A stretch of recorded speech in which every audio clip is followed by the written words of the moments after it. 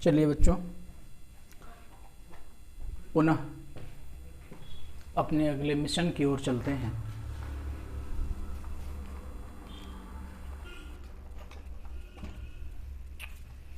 हम सबको तो अविराम चलते रहना है, विराम बाद में होगा जब हमारे पेपर्स हो जाएंगे। तो कल हम बात कर लिए थे बिंदु आवेश के कारण वैद्युत क्षेत्र की तीव्रता, जिसे हम कहते हैं E बराबर 1/4πε0 Q/r²। ठीक है, वैद्युत द्विध्रुव के बारे में आप जानते हो, एक समुचित दूरी पर स्थित दो बराबर और विपरीत प्रकृति के आवेश,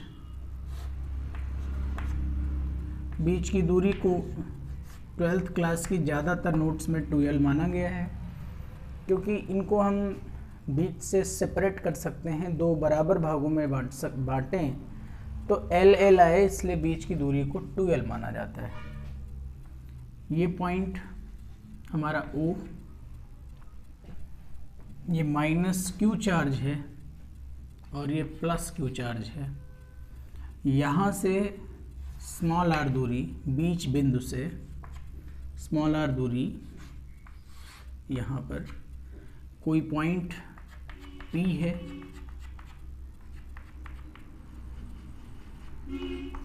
P है। इस पॉइंट P पर हमें कुल वैद्युत क्षेत्र का मान ज्ञात करना है, और इसको भी आप जो है इतना पढ़िए, इतना समझिए कि आपको रट जाए।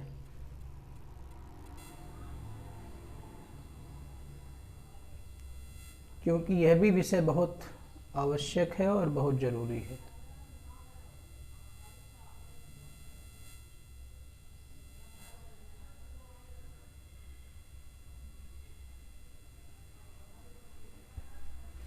ये P पॉइंट है और इस P पॉइंट पर हमें वैद्युत क्षेत्र का मान ज्ञात करना है। तो अगर हम यहाँ से इनको देखें तो ये इतनी L दूरी हो जाएगी और इतनी भी L दूरी हो जाएगी। तो अगर P से इसकी दूरी मापें तो इसकी दूरी r+L आ जाएगी। अगर P से हम इसकी दूरी मापें तो r-L आ जाएगी।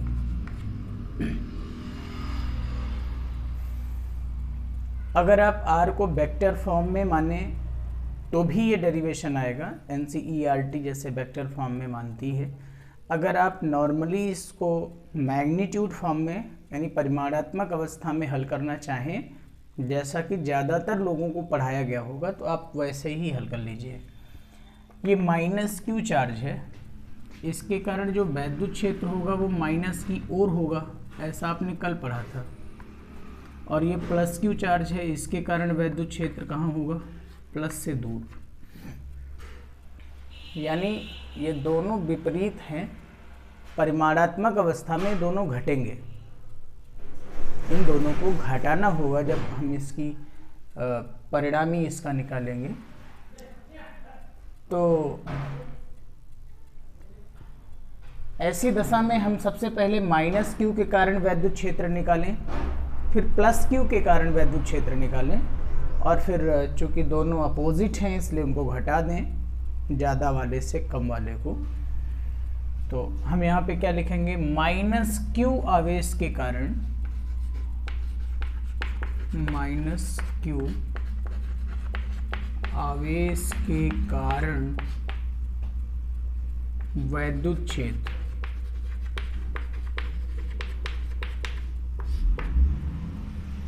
तो ये होगा हमारा E1 बराबर 1/4πε0 Q ही सिर्फ लेंगे। जब हम वेक्टर क्वांटिटी की बात करते हैं तो वेक्टर्स के माध्यम से ही हम उनके डायरेक्शन या उनके स्थितियों को दिखाते हैं। उसमें फिर जो है अलग से प्लस माइनस हम नहीं लाते, ये ध्यान रखिएगा। तो 1/4πε0 और माइनस क्यू से दूरी r+l है, तो r+l का होल स्क्वायर, इक्वेशन फर्स्ट। और इसकी डायरेक्शन जो होगी वो a b, तो डायरेक्शन आप कहेंगे a से p की ओर, मतलब सॉरी p से a की ओर, मतलब माइनस की ही ओर, p a से। इस तरह से भी दिखा दीजिए खाली। प्लस क्यू आवेश के कारण वैद्युत क्षेत्र, आवेश के कारण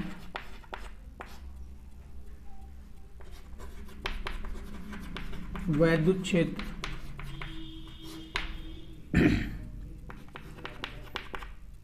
तो ये होता है E2 बराबर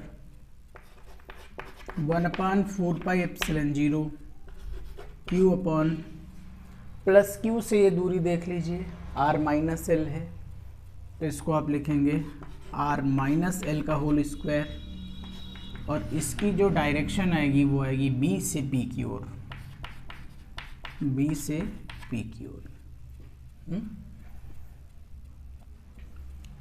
अब चूंकि ये माइनस नीचे हर छोटा है, हर छोटा होने की वजह से इसका जो अंश, ये जो परिणाम आएगा वो बड़ा आएगा, और ये जो माइनस क्यू वाला है यहाँ r+l है, ज़्यादा संख्या से भाग लग रहा है, इसलिए ये रिजल्ट छोटा आएगा, यानी बड़ा E2 होगा और छोटा E1 होगा। तो परिणामी वैद्युत क्षेत्र हम क्या करेंगे, E2 माइनस E1 है ना। अब यही वेक्टर में होता तो अपने आप माइनस आ जाता, कोई बात नहीं, आप ऐसे ही लगा लीजिए। परिणामी वैद्युत क्षेत्र E बराबर E2 minus E1, E2 1/4πε0 Q upon r-l का whole square minus 1/4πε0 Q upon r+l का होल स्क्वायर। तो यहाँ से हम क्या करेंगे, Q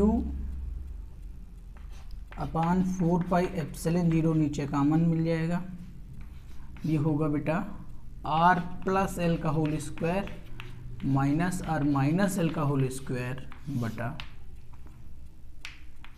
r-l का होल स्क्वायर r+l का होल स्क्वायर। इसको अगर हम सॉल्व करेंगे तो ये a+b का होल स्क्वायर है, ये a-b का होल स्क्वायर है,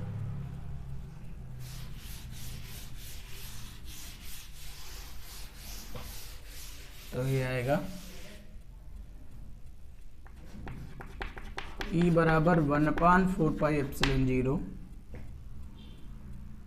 Q upon 4πε0 r² plus l² plus 2lr minus r² minus l² plus 2lr by a² minus b² that means r² minus l² का होल स्क्वायर। ये r² ये l² cancel हो जाएगा। आप सब लोग जिसके पास ना नोट हो वो नोट कर सकते हैं, बाकी सब लोग समझ के इसको याद करते चलिए हमारे साथ में, ताकि यहाँ से फिर दोबारा ना रिवीजन का काम बचे। अब ये आपका होगा Q अपॉन 4πε0 4lr बटा, यहाँ पर r² जो है r² l² से काफ़ी बड़ा है, तो इसलिए जो है उसके कंपैरिजन में l² को छोड़ा जा सकता है। यहाँ बता भी देंगे r² बहुत बड़ा है l² से, तो यहाँ r की पावर 4 आएगा, r से एक r कैंसिल होगा तो पावर 3 बचेगी, तो 1/4πε0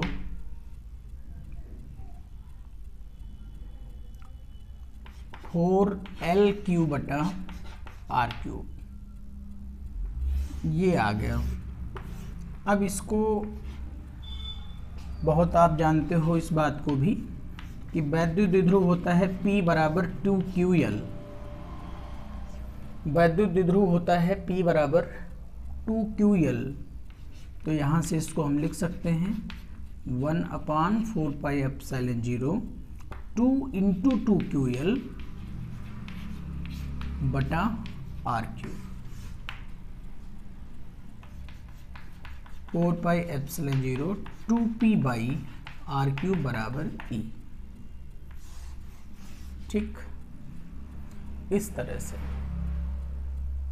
अब अगर इसको हम वेक्टोरियली प्रेजेंट करना चाहें तो इस समय वैद्युत क्षेत्र की जो परिणामी दिशा है वो E2 से आपने E1 को घटाया है, यानी E2 ही बड़ा है तो परिणामी दिशा भी E2 की ही मानी जाएगी। तो E2 उधर है -2 प्लस, तो और हम जानते हैं ये जो स्मॉल p है इसकी भी डायरेक्शन -2 प्लस होती है। तो इसका एक वेक्टर फॉर्म ऐसे भी लिखा जा सकता है 1/4πε0 इस दशा में वेक्टर P/R³। ठीक है, लेकिन अगर यही उल्टा होता तो यहाँ माइनस वेक्टर P आ जाता। तो ये हो गया द्विध्रुव की अक्षीय स्थिति में वैद्युत क्षेत्र की तीव्रता का व्यंजक। हम आगे चलेंगे।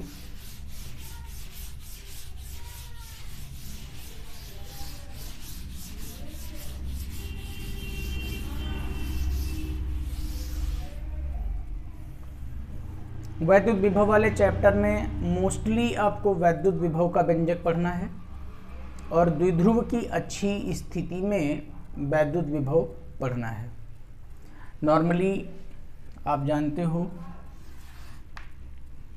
मान लीजिए कि इस चार्ज ने वैद्युत क्षेत्र को उत्पन्न किया है, इस प्लस Q चार्ज ने, और इसकी जो रीच है, जो पहुंच है वो यहाँ तक है। इसके चारों तरफ इसका इलेक्ट्रिक फील्ड अपना प्रभावी प्रभाव डालता है। प्रभावी प्रभाव का मतलब ऐसा प्रभाव जो कैलकुलेबल हो, जिसकी गणना की जा सकती हो, वो अपना प्रभाव डालता है यहाँ तक। और इसके किसी पॉइंट पर यहाँ पर Q0 चार्ज को इन्फिनिटी से लाया गया है और अब इस चार्ज को हम यहाँ से यहाँ तक चला रहे हैं B पॉइंट तक।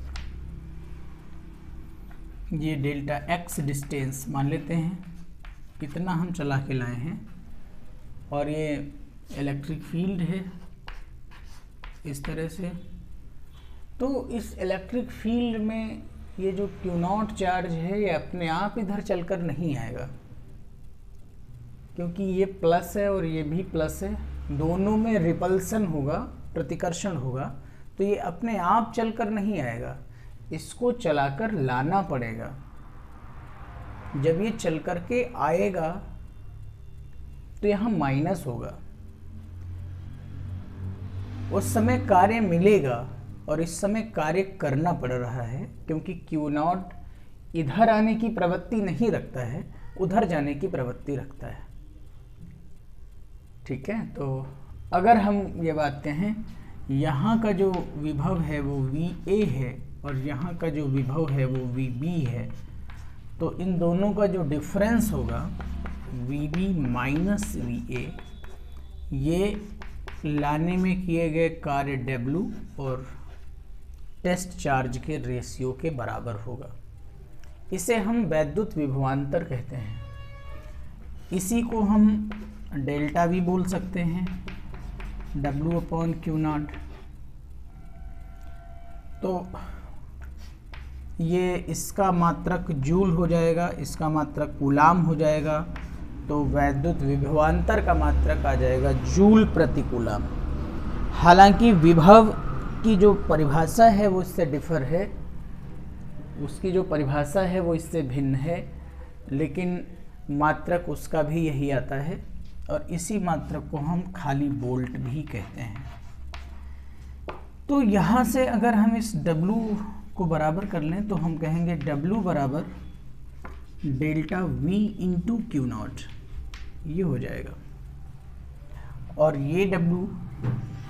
ये W जो है आपका, ये W काइनेटिक एनर्जी के फॉर्म में हो सकता है, यहाँ से यहाँ तक लाने में इसकी जो गतिज ऊर्जा है उसकी फॉर्म में हो सकता है, इलेक्ट्रॉन वोल्ट में भी एनर्जी दी जा सकती है। तो जैसे दी हो, मान लो ये गतिज ऊर्जा में है, इस समय एनर्जी है तो हाफ mv², तो हाफ mv² बराबर डेल्टा V इंटू Q0। तो यहाँ से अगर हम V निकालें तो V बराबर आएगा √2 डेल्टा V इंटू Q बटा M। ये है 2 √ डेल्टा V इंटू Q बटा M। ये फार्मूला कभी कभी काम करता है न्यूमेरिकल्स में, तो आप ध्यान रखिएगा। ये है वैद्युत विभवांतर से रिलेटेड थोड़ी बातचीत। अब वैद्युत विभवांतर शब्द में ही आपको विभवों का अंतर समझ में आ रहा होगा कि नहीं, हाँ विभवों का अंतर है, इसीलिए वैद्युत विभवांतर एक्सप्लेन किया जा रहा है।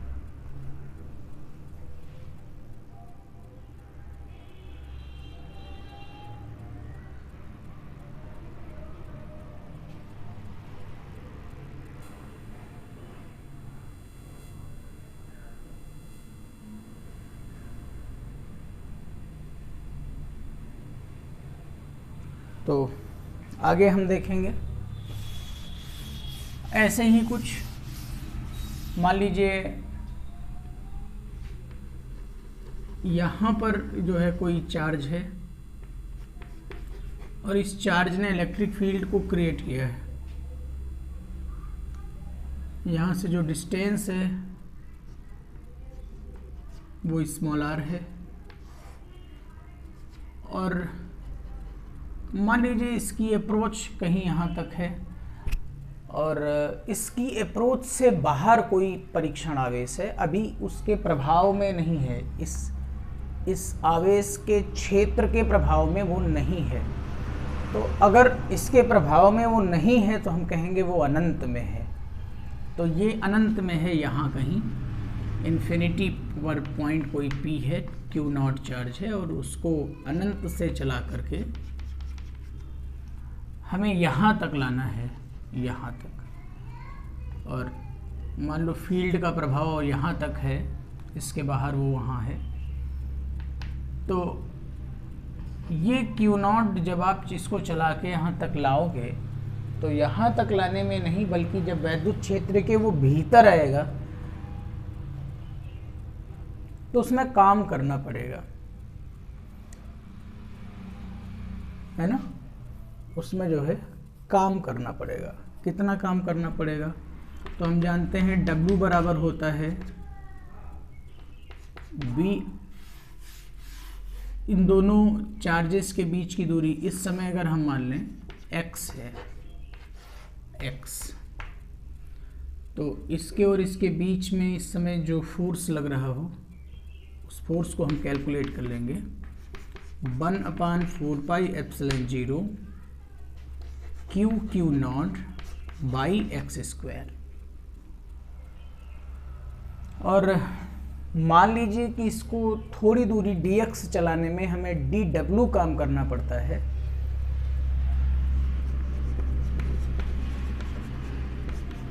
सूक्ष्म विस्थापन dx में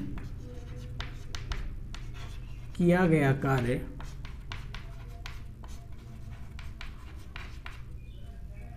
यदि dw है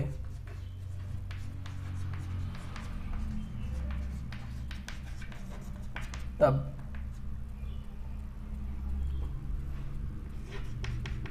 dw बराबर f dx, और ये आएगा dw बराबर f 1/4πε0 Q0 by x² into dx। ये हमने f का मान रख दिया है। अब हम इसे देख रहे हैं कि ये इंटीग्रेशन फॉर्म में बन गया है और x की लिमिट्स निर्धारित की जा सकती हैं। एक तो निर्धारित है कि उसको आप इन्फिनिटी से ला रहे हो, पहली लिमिट इन्फिनिटी हो गई। कहाँ से ला रहे हो? अनंत से ला रहे हो। अनंत से ला रहे हो और कहाँ तक ला रहे हो? तो आवेश से स्मॉल आर दूरी तक ला रहे हो तो बता देंगे आवेश को अनंत x बराबर इन्फिनिटी से x बराबर r तक लाने में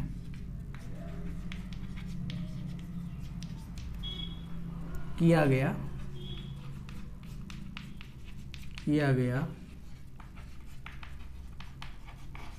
कुल कार्य।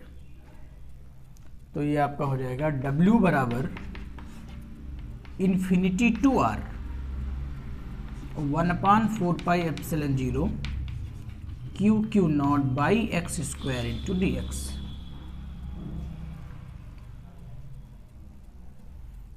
तो W बराबर यहाँ से आएगा Q नॉट बटा 4πε0 x पावर -1 बटा -1 इन्फिनिटी टू R। चलिए देखते हैं, लिमिट्स रख लीजिए।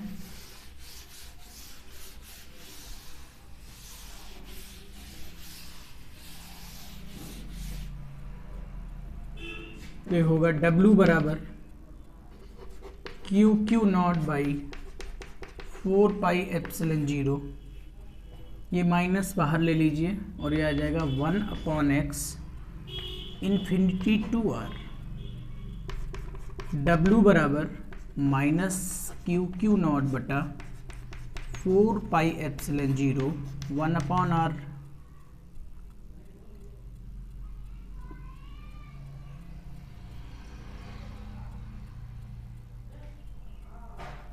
ये माइनस नहीं आना चाहिए था। आवेश को अनंत से इस x बराबर r तक लाने में किया गया कार्य, लिमिट तो यही बनेगी। हाँ, एक गलती हुई है, अभी बात कर लेंगे। 1/∞, यहाँ पर जब आपने फोर्स को कैलकुलेट किया था 1/4πε0 Q nought by x square, तो ये फोर्स क्षेत्र की विपरीत दिशा में आ रहा था, विपरीत दिशा में लगाना पड़ा था, इसलिए यहाँ माइनस पहले से लगा के रखेंगे। ये माइनस यहाँ पहले से होगा, ये माइनस पहले से होगा, तो ये माइनस जब बाहर लाओगे तो ये प्लस हो जाएगा। तो W बराबर आ जाएगा Q नॉट बाई 4πε0 1/R। इतना काम करना पड़ेगा एक आवेश को अनंत से उठाकर वैद्युत क्षेत्र के भीतर लाने में। अनंत से उठाकर वैद्युत क्षेत्र के भीतर लाने में इतना काम करना पड़ेगा। यही काम उस चार्ज में जो है फिर रह जाएगा, जैसे हम उस चार्ज की पोटेंशियल एनर्जी कहेंगे, उस चार्ज की वैद्युत स्थितिज ऊर्जा कहेंगे। ऐसा भी आगे हम लोग पढ़ेंगे भी।